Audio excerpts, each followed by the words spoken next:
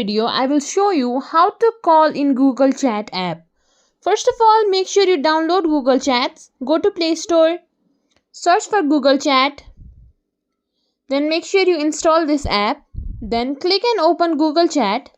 Here at the home screen, you will find people that you have chatted with. Or if it is a new person, simply click on this plus icon at the bottom of the screen. Search for the person. Once you've searched for it, click on it. Then click on done. After that, this chat page will open. At the top of the screen, you can see the person's name or email address. And right beside it, you will find two icons. One is for voice call and one is for video call.